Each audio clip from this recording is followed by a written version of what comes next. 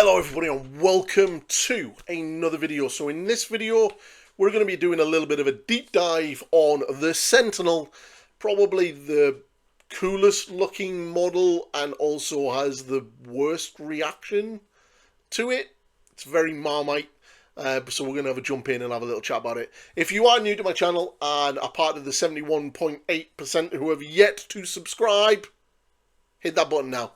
Hit that subscribe button now and help the channel grow.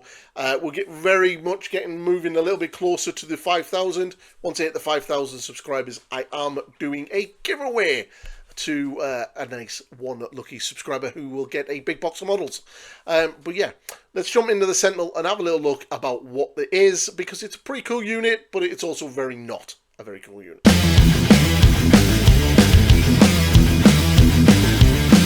Yes, the Grand Cathay Sentinel. A very interesting model.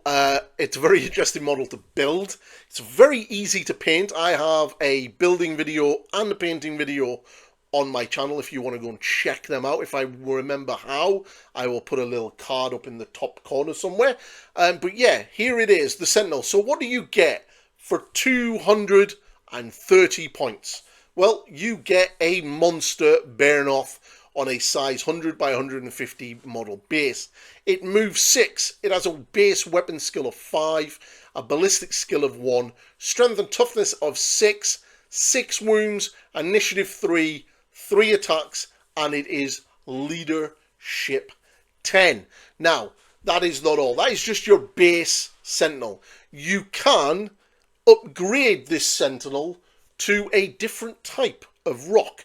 Essentially what you are looking at is a giant monster made out of a stone or clay. So basically a giant terracotta warrior essentially.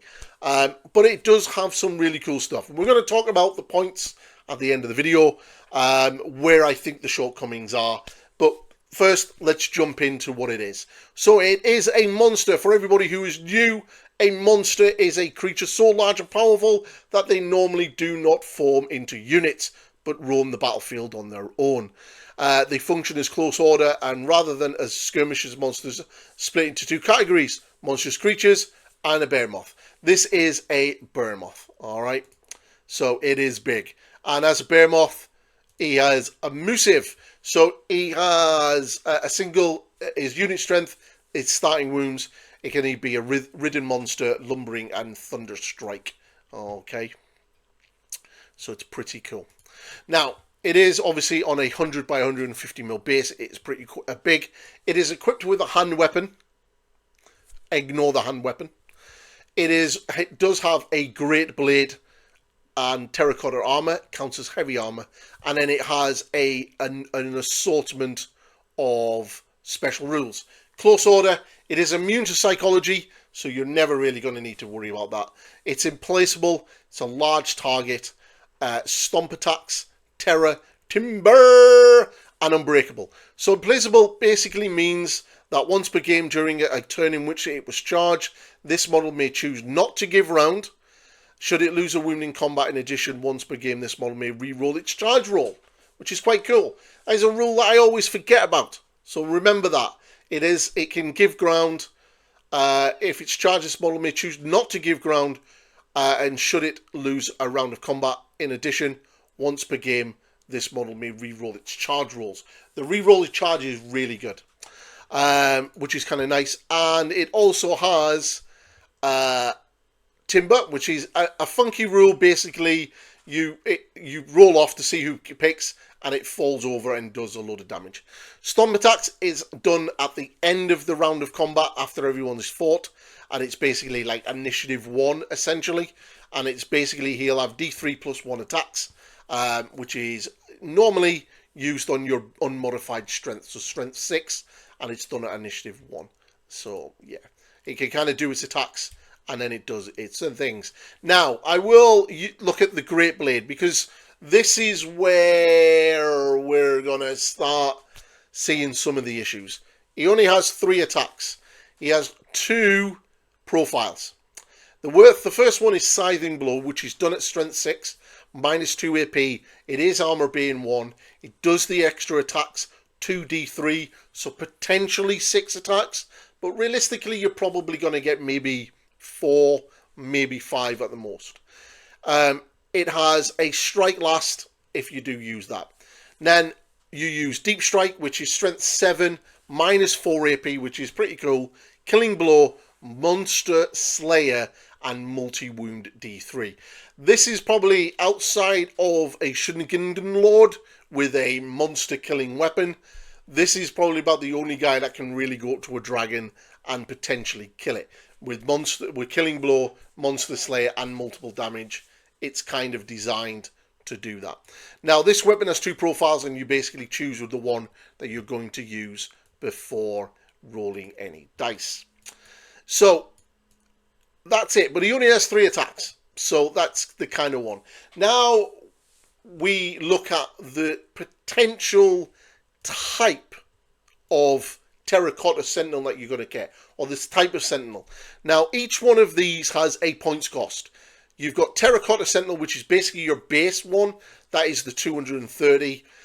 You've got your jade sentinel, which is an additional 20 points. Your obsidian, which is an additional 25. Your granite, which is additional 30. And then finally your warpstone, which is an additional 40 points. We're going to talk a bit about this in a second. So your terracotta gives you regeneration 6+. Cool. It's not bad. 230 points, you get regeneration. Regeneration isn't as great as it used to be, but still, you still get it. Then you have your jade, which is probably, I would argue, singly one of the best ones to use, because you basically get to choose. You pick your spell, you don't roll for it. You can choose to pick a spell from Battle Magic or Elementalism from the Law of Magic, and it's a bound spell, and it's a power level 3. So you're basically getting +2 to cast on this, which is crazy good, considering that he's not even a wizard, and you can do it. Now, what I've tended to be doing is running Oakenshield from Battle Magic, but you maybe try to see something from Elementalism if there's something there that catches your eye. But remember, +2 to cast is pretty decent. So yeah, Jade Sentinel is probably quite worth it. Then there's the Obsidian Sentinel. Now, this means that you're magic resistance 2. In addition, enemy wizards that wish to cast a spell while within 12 inches of one or more Obsidian Sentinels must first make a leadership test. If the test is failed, the wizard's casting rule suffers -3 modifier. If the test is passed, you're at -1. So you can kind of potentially close down some magic with it, which is good, but it's very situational. And obviously, if you're playing against somebody that doesn't have a lot of magic, and you've already brought this in your list, sucks. Next, we have the granite. Now, there's some really cool tricks that you can do with this, which is kind of cool, and this is kind of good, but it is 35 points. Now, a granite sentinel improves its armor value by 1. In addition, a granite sentinel is immune to the multi-wounds X special rule, so you can only ever do 1 damage to it, which is really good. Now, what's kind of funny is what people are doing is they're taking a granite sentinel and positioning it in front of their cannons, so enemies can't draw line of sight to their cannons because of the sentinel. So because he's a large target. So they're shooting at the sentinel, and he's only taking 1 damage at a time, and he doesn't really care. And then in your turn, he's stepping out from in front of the cannons, and then the cannons are going boom, boom, boom, boom, boom, boom, boom, like the cannons do, which is kind of cool. And then basically he moves back in front whenever he can. But yeah, that's pretty good. And then finally we have the Warpstone Sentinel, which is basically, he has magical attacks, so all of his attacks are magical. And in addition, while in base contact with 1 or more Warpstone Sentinels, enemy unit suffers -1 to their toughness to a minimum of 1. And that's basically the Sentinel. Now, one thing that I will say straight away is the points for the different type of Sentinels. First thing, 230 points for this model is a little bit high. I'm not going to lie, that's a little bit high for what he does. I personally would bring him down to 200 points. And then you're paying, and that would be your base Terracotta Sentinel, 200 points. All he gets is regeneration. That's it. And then what I would then do is I would then take Jade Sentinel and the Warpstone Sentinel and switch them around. I would charge 25 points or 20 points for, or possibly 25 points for the Warpstone. I mean, he gets magic attacks. That's kind of cool. It's kind of cool if you're coming into things like Ethereal, stuff like that. And your -1 toughness, cool. At most times he's either going to be strength 6 or strength 7. So it's not really going to do massive amounts unless he literally goes into looking for things that are monsters.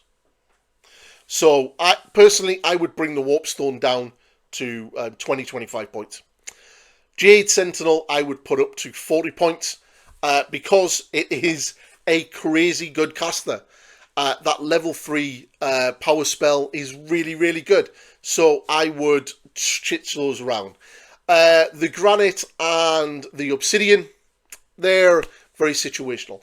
But right now, I think they are too many points. They're too much points for their base cost. And I would definitely look at changing the cost. So hopefully in the future FAQ that will happen, and we will see that, and they will come down in points, because right now they are expensive. I played my last game and I had Mao Ying, 2 lanterns, 2 bog standard lanterns, and the Sentinel, and yeah, that's pretty much all I could get in apart from my troops and my cannons.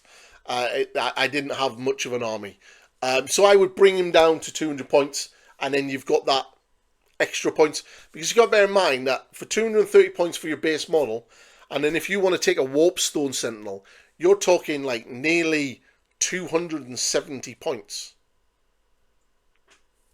for one model. And he's only got 3 attacks. So, yeah, needs to come down in points. But that is the video. If you are enjoying what I'm doing, hit that subscribe button. Like, share, and comment, and all that good stuff. I'm really loving my old world right now. Really enjoying getting into playing. Really enjoy playing with my Grand Cathay.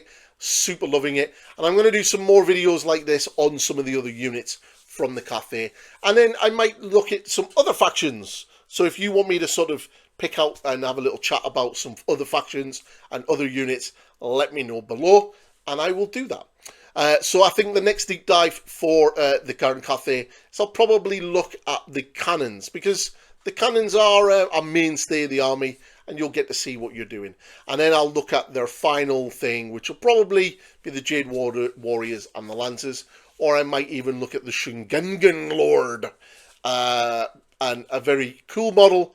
You can see mine on the shelf, or maybe not. So yeah, if you haven't yet subscribed, please do so. Let me know in the comments what you think of the Sentinel. If you run them, would you run more than 1? Would you run 2? And while you're there, please like, share, and subscribe, and all that good stuff. And check out my members and Patreon areas. And I'll catch you all in the next video. Goodbye for now.